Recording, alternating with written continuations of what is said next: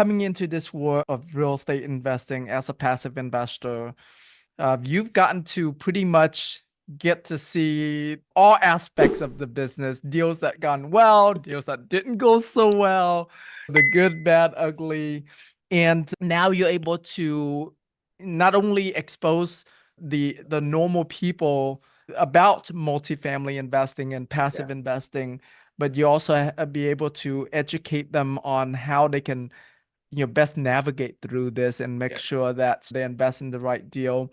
Real quick for us, your title, VP of Investor Engagement. Yeah, so What? I got to pick my own title. So I originally, oddly enough, too, Sanjay, one of the partners in Massive Capital, was who I first passively invested with. And then I became friends with Mike Bailey later. And then actually Sanjay and I were working on a multifamily deal and he brought Shirar into the deal. So it's really weird how your life goes full cycle. And we started talking about how can we engage together. And I said, Massive Capital will be only successful if we can create a community. I want to create a community. Just like you've created your community, I wanted to create a community. And I wanted my title to be something different than investor relations, right? And so my idea was I wanted it to be engagement because I wanted to touch everybody. And of course, as we've gotten more massive and we've done things, I can touch everything from the newest person who's just learned about real estate investing all the way through to people that are raising millions of dollars. It's interesting, but my goal was to create this community. So therefore, I picked my own title of investor engagement. Very cool.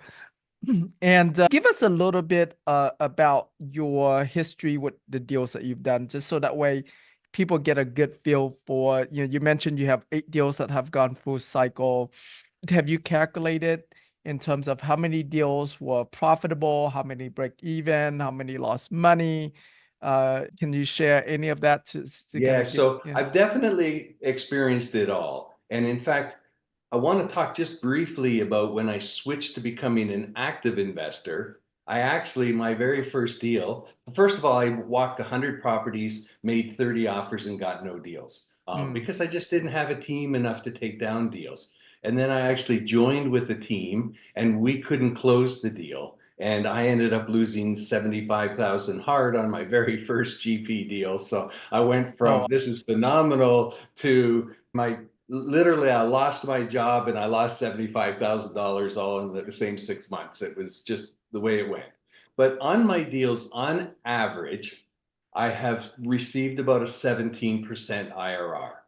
But I want to tell you, there's been a lot of diversity. So last year, unfortunately, I had 2 deals that got foreclosed on, and they were a total loss of investor capital. 2 very different reasons. One, not enough insurance with a fire, if you can imagine that. And then one, the same sad mm. story, undercapitalized, didn't raise enough, didn't have a long cap rate, ended up getting worse and worse and got foreclosed on. That does happen.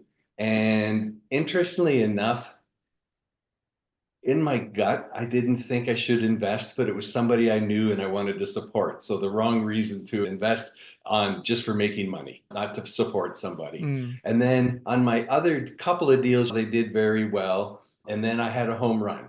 So I had one home run and it's really good. They tripled my money in 20 months. So I gave them 50 grand and 20 months later, I got 152,800 back. On that story, that money arrived in my bank account at 10 o'clock and left again in their next deal at 11 o'clock. Because again, when you find somebody like and trust, and again, that was a phenomenon, right? That happened back when the world was super hot. That turned out to be like a 56% IRR. I'm still in a deal and it's doing well, but I don't think it's going to get to that well. But that's one thing I like to talk to people about. When you're looking at investing, think of it like playing baseball. The team that wins gets a lot of singles and doubles, and then they progress along, and then they still go some home runs. So I have some passive investments that just pay me a 10 pref.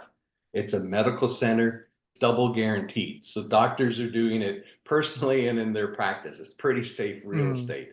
And so I'm okay. I don't need to get rich on every deal. That grows my money 10% a year. It's a 1.5 return on my money in the 5 years. I'm happy with that, right? I don't need to always hit a home run. And then I've also diversified a lot asset classes. So I've done everything from deep value add multifamily to a brand new A plus that was bought from a builder. I mentioned the medical. I'm in about 3 or 4 retail deals, a couple of land deals, and a new build retail out in Charlotte. So I'm very Texas focused, but I do have some out of state investments. Very cool. I love that. I love the Yeah. diversity that you have. So let's talk about things to look for in a deal to avoid bad deals. Of course, like you mentioned, we can't have all home runs, but if we can at least avoid the bad ones, it'll be good. So speak to us from both, and I don't know if it's a different answer or not. You let us know. If, how you the operator as an LP yourself, and then also how do you vet the operator, if anything different, if you were to come in as a co-GP or as a fund of funds with them. Yeah. So as an operator, to be honest, what I'm looking for is transparency. When I'm looking to invest with somebody, the one that tripled my money, I watched them for a year. I went to a webinar where they talked about losing money, and then they talked about a deal that didn't go as well and what they did to do their best to make the deal go well. And I appreciated the honesty, right? We all want to look good on social media. We all want to think, man, has anybody ever called you up and said, I got an investment, but man, we're crazy. We've put some crazy projections out there. No, everybody says, oh, I got this conservative deal. I've got that. So, first of all, you've got to connect with somebody and you've just got to build a trust, right? I've invested in deals and I couldn't get nobody on the line to save my life from that deal. And man, I'll never invest with them again. And I would never recommend, I don't recommend very many people. So that's number one. Then number two, I don't underwrite, which is bizarre for how much I've done. I can read it and I'm really good at looking at it and the back of the napkin. So the next most important thing is to look for reasonable expectations. The second I get an email that says I can bump rent $200, especially today, it's delete. I'm going to give you a 35% IRR. It's delete. All right. So I am looking for reasonableness, right? And I'm Mm. looking for what are your rent bumps? What are your things? What have you escalated? So everybody writes with their cap rate going down and their rents going up. And it just, so I look for that. And what it was that killed everything is actually now it's going to save everything, right? So for a while there, I wouldn't invest in anything that had a bridge loan. But now you're crazy not to get a bridge loan because rates are going to come down. So you've got to understand what is the debt? What is the structure? Because the deals that are struggling right now are struggling because they have the wrong debt, maybe on a good deal, and or they've overpaid for it because they bought it when the market was super hot. So look for those realistic expectations and then look for how do they answer your questions? You ever ask somebody a question that's trying to get you to invest in a deal and they treat you like you're an idiot and or why would you ask this of me?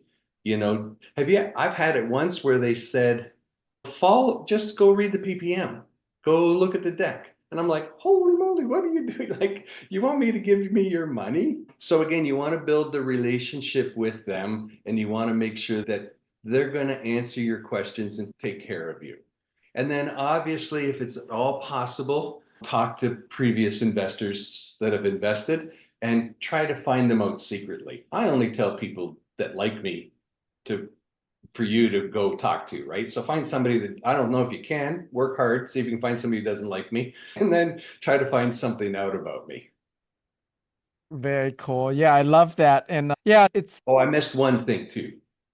I love waterfall returns. I love waterfall returns. So because it aligns our interest, right? A lot of people think, oh, you greedy bugger, it goes to 50-50. I'm like, no, baby, give me 50-50. So I love a deal that has a pref, reasonable pref, like 7%. I don't like the 12 pref ones because the GPs will never make money and they'll give up. So I like a reasonable pref. I like at least a 70-30 split. I can live with an 80-20 and I'm okay if it goes over a hurdle over 17% IRR to go to a 50-50 split or just a higher split, because I think that aligns all of our interests, right? That aligns our interests, and it just works a lot better that way if your interests are aligned.